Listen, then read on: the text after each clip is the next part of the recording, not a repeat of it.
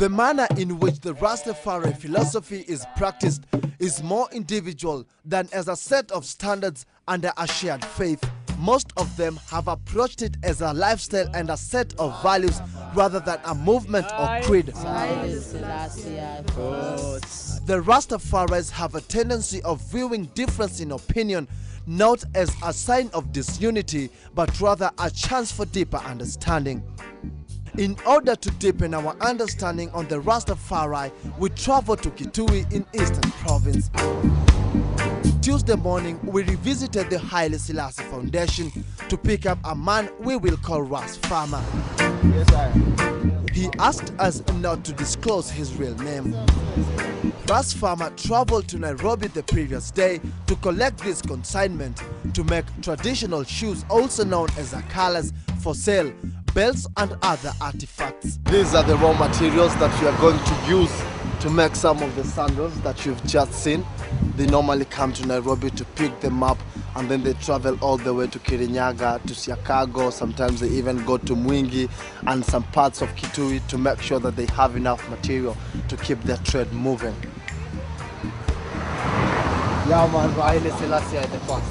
Given that the trip was going to be long and tiresome, we had to ensure that the car was mechanically sound. Then we were good to go. But just before we took off, for how good and how pleasant it is for an I to give thanks and praise that all our novation and Haile Selassie the first. For it's the only good thing a man can do for life, itinerally, for food, clothing and shelter. I give thanks the Most High for giving I this life. Prayer is a significant aspect of the Rastafari community. It is a priority in their day-to-day living. Even though some of them don't have houses for prayer, they do it where they can. We drove in silence for quite a long time. However, Ras Farmer decided to break the silence in the best way he understood.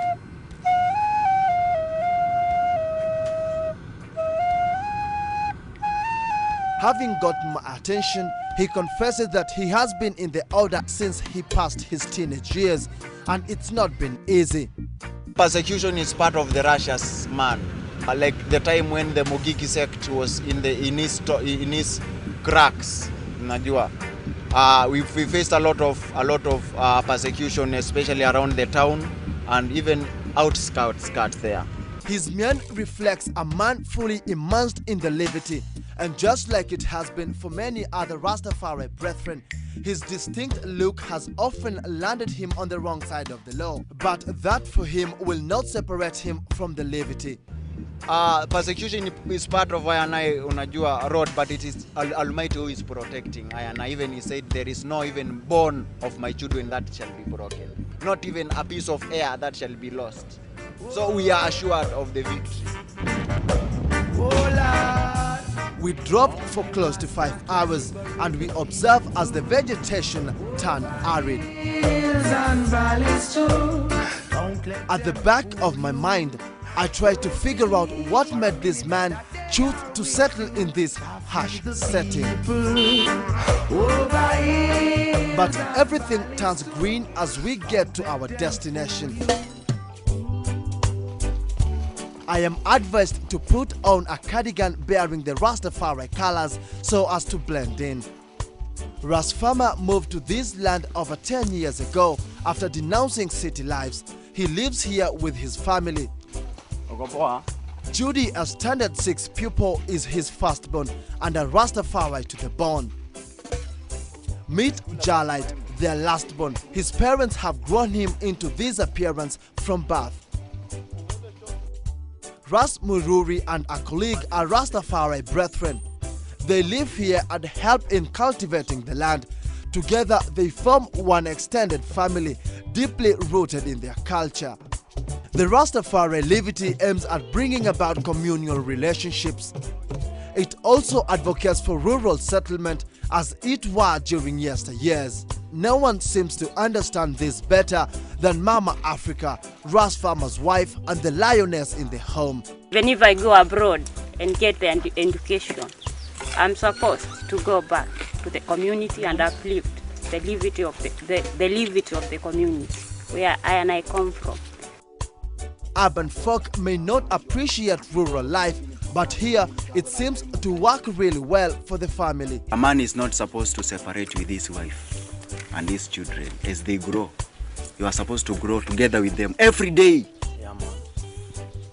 Unajua, teaching them, unajua, watching them. Mpaka they grow up to be big people.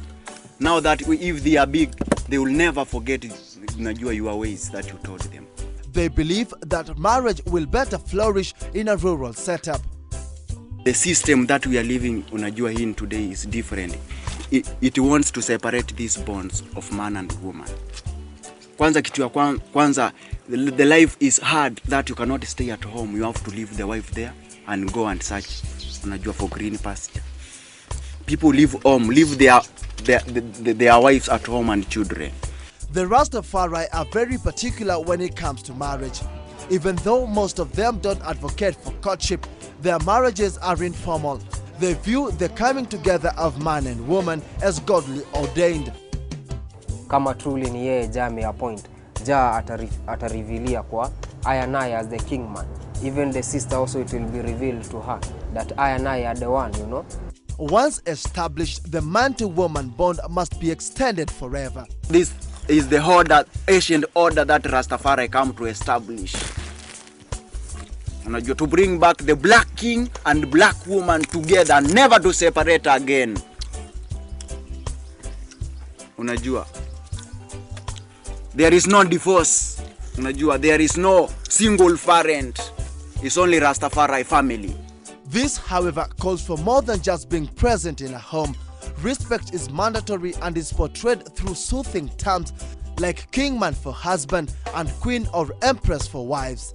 Ukiwa msistent pale mtaani, pengine uko sana sana na kingman wako, kumheshimu mwanzo ule kingman wako, na pia kama una seed pale, lazima uweze pia tawe mwenyewe kuhustle. As isolated as it may look, the Livity leaves no room for fornication. In order to achieve this, female Rastafaris, or sistrans as they are called, are cautioned against lousy conduct, and proper dressing is unanimously advised. Kama mwili zetu ni hekalu za Mwenyezi Mungu, lazima tuzirespect na kuitreat na ile dignity ambayo it's supposed to be. Like for instance, the empress must cover up her head. You see?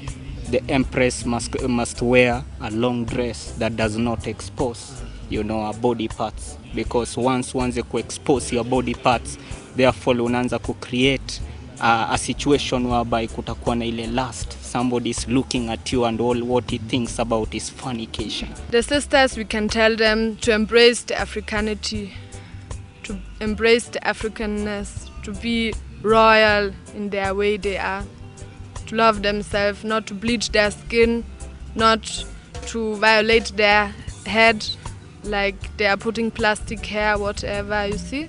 By the virtue of her being a queen, a Rastafari woman is expected to portray positive standards different from those in Western culture, often termed as Babylon society. There are many aspects of a woman where you can see she don't love herself. The way she dress up, she wants attention from other people, you see, to give her love, you see, because she don't have the love. Rastafari women are not allowed to use any form of birth control, use chemicals on their hair, or wear wigs or weaves, serve their husbands during menstrual cycles. Abortion is also not an option for them, as it represents brutality and murder. I'm proud, I and I, to be called Rastafari, because it is a new Livity, but it has truth in itself. Unajua, she's a royal woman. Because all the knowledge of, unajua, the kingman, which is the knowledge of the Most High, pass, unajua, through the mama. Because in the family it is the mama who passed the knowledge to the youths. In that regard, the role of a man or a husband is clearly defined. As a kingman, you should take the responsibility of providence, working hard so that you can provide for your family, working hard so that you can build up a community.